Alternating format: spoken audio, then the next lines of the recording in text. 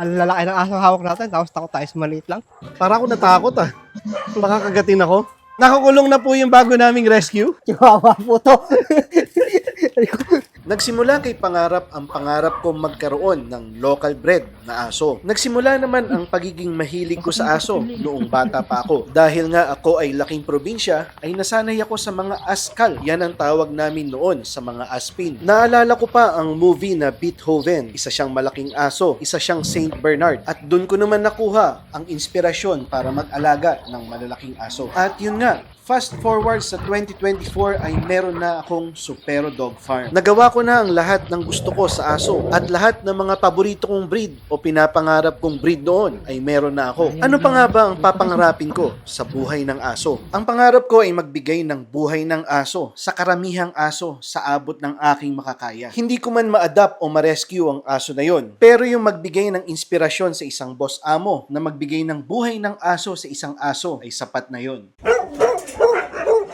Ito ang isang aspin na inilapit sa akin ng aking kapitbahay. Kung pwede ko daw bang i-adapt. Lagi namin siya nakikita kapag nagpapakwalk kami at lagi kaming binabatok. Ngunit nakikita ko na kalmado ang enerhiya niya. Ingay ng aso. Patahimikin mo nga. Hey! What's up, boy? Ayaw tumayo. Meron kaming kukuning aso. Pagkatapos nga ng ilang araw ng pag-iisip at ilang araw na pagdaan sa tapat ng asong ito during our pack walks, ay nagdesisyon ako na kunin siya at maging isang miyembro ng Supero. Mabait kaya yon? Hindi ko lang, sir. Sino kukuha ko? Ikaw? Bahala po kayo. Si Balong na lang, sir. Ako na lang kukuha. Ang lalaki ng aso hawak natin, tapos takot tayo sa maliit lang. Yan ang gusto ko sa'yo eh. At dahil nga, first time namin mag-rescue ng ganito na kalaking aso ay nagtuturuan kami kung sino hahawak ng leash. Isang linggo lang mataba na yun sa inyo, sir. Positive si Jerwin na sa Supero ay lalaki agad itong aso na to. Ganon din naman ang pakiramdam ko. Gaganda ang buhay niya sa Supero at magkakaroon talaga siya ng buhay ng aso. At ito na ang aming unang pagkikita. Siyempre, bawal hawakan, bawal tingnan, at bawal kausapin. Nararamdaman ko naman na kalmado ang aso. At parang tuwang-tuwa pa nga siya na kukunin namin siya. Tingnan nyo naman nung nilagay ko ang leash, wala man lang restriction akong naramdaman sa kanya. At tingnan nyo ang kanyang buntot, nagwawag pa talaga. Sa mga ganitong pagkikita ay wala muna akong discipline na ini-implement sa aso. Gusto ko munang maging soft-hearted. At shoutout sa mga soft-hearted kong bashers yan. Pagkalipas nga ng ilang minuto ay nagpaalam na kami kay Jerwin. Isa kami. Okay, sige. Uy, ang cute oh. Kasama daw to eh. Kukunin ko rin daw. Hindi ba ito ipapa-adapt? At yun nga, umalis na kami at kasama na namin ang aso na to. At tingnan nyo naman, nauuna siya sa akin ng konti, kinokontrol ko ng konti ang leash at bumabawi siya. At sa tingin ko ay magiging magandang aso to sa Supero. O, tingnan mo, alam niya kung saan siya pupunta oh. Oh, hindi ko ginaguide dyan ha. Oh, Magiging supero na siya. Oh. so rinig niya yung tahulan. Oh. Don't worry, you are under my protection. No one will harm you.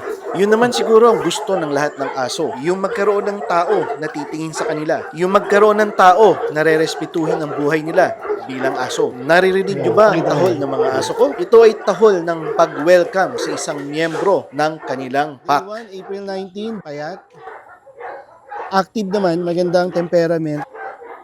Maganda rin ang gilagid, okay din. So, syempre, definitely, siya ay takot dahil ang lakas ng energy ng pack. So, tapos siya is undernourished. Ganun talaga mangyari, babahag talaga buntot niya. Pero good thing, pumupo siya. Yung kasing pagpupo sa unknown territory means confidence din. So, okay din to. Madaling makaka-adjust. Pag pinakain natin to, sunggab to. At yun nga, Boss Amo, naka-isolate muna ang aso na to. Hindi muna siya pwedeng mag-mingle with the rest of the members of the pack. At hihintayin namin si Doc Nicer para i-assess ang kanyang health at bigyan siya ng mga updated vaccinations. At from there, doon namin siya ipapakilala sa lahat ng miyembro ng Supero Pack. At syempre, mga Boss Amo, let us all welcome Bahaghari. Opo, Bahaghari po ang pangalan niya. Boss Mervin, pa-shoutout po. Uy! Tuloy. Buhawi pa ka na, sir. Bahaghari. Baghari. Ay, kala ko ba? Yung siya pala si Buhawi. Baghari ka pala. Yun lang po sa ngayon at maraming salamat sa panonood.